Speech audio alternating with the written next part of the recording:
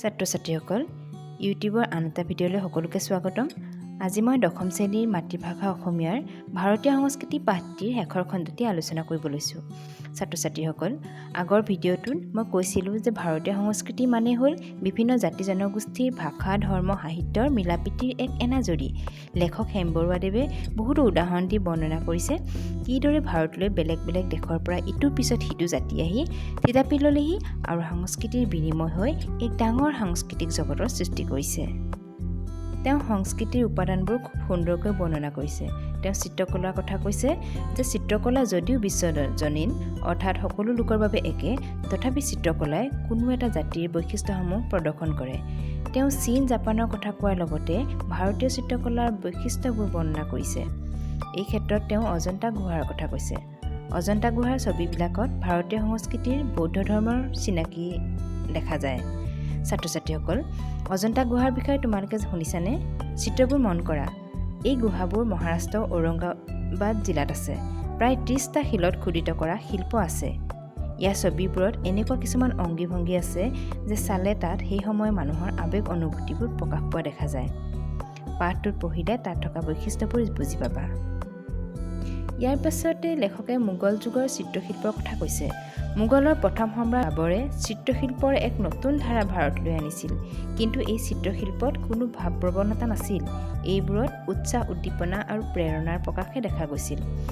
গতিকে অজন্তা গুহাত থকা চিত্ৰশিল্প তাৰ পিছত মোগল যুগৰ চিত্ৰশিল্পৰ বৈশিষ্ট্য আছিল বেলেগ বেলেগ, কিন্তু চিত্ৰধাৰা মিলন ঘটি এক নতুন পদ্ধতিৰ উদ্ভৱ হৈছিল। সংগীতৰ ক্ষেত্ৰতো আমি দেখিবলৈ পাওঁ দক্ষিণ ভাৰতীয় উচ্চাংগ সংগীত অৰ্থাৎ শাস্ত্ৰীয় সংগীত গম্ভীৰ্যতাপূৰ্ণ, কিন্তু উত্তৰ ভাৰতীয় সংগীতত গাম্ভীৰ্যতাৰ লগতে উৰণীয়া ভাৱৰো সংযোগ আছে। এই দুয়োবিধ সংগীতেই লোকসংগীত বুলি আমি ক'ব পাৰোঁ।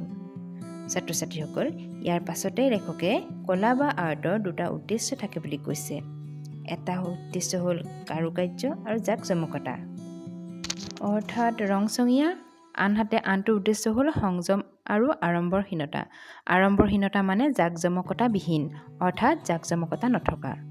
মুছলমানসকল অহাৰ আগৰ সময়ছোৱা প্ৰাক মুছলিম যুগ বুলি কোৱা হয়। সেই সময়ছোৱাত হিন্দু সমাজত আধ্যাত্মিকতাবাদৰ প্ৰচলন বেছি আছিল। জীৱনৰ সকলোবোৰ অদৃষ্ট অৰ্থাৎ ভাগ্যৰ ওপৰত এৰি দিছিল। সমাজৰ উচ্চ শ্ৰেণীৰ লোকৰ অত্যাচাৰ, উৎপীড়নকো তেওঁলোকৰ মনত কোনো বিপ্লৱৰ ভাৱ আনিব পৰা নাছিল।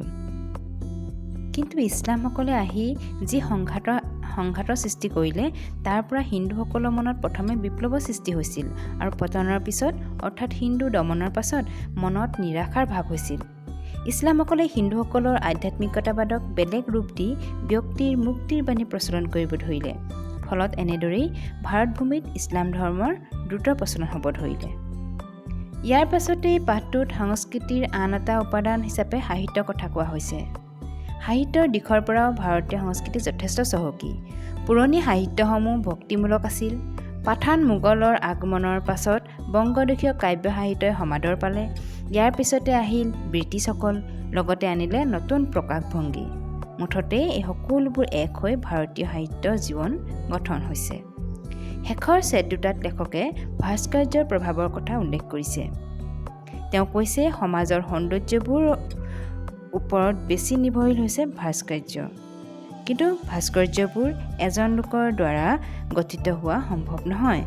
ইয়াত সমূহীয়া প্ৰচেষ্টা লাগে। সেয়েহে এইবোৰ সংঘবদ্ধ সমাজৰ দান বুলি কোৱা হয়। গান্ধীজীয়ে নতুন যুগৰ ভাৰতীয় সংস্কৃতি সমন্বয় বস্তু হ'ব লাগে বুলি মত প্ৰকাশ কৰিছিল। অতি যিখিনি সৎ আৰু সত্য বুলি স্বীকৃতি হৈছে, তাৰে বৰ্তমানৰ সংস্কৃতিৰ ভেটি বান্ধি ব্যৱস্থা কৰা উচিত।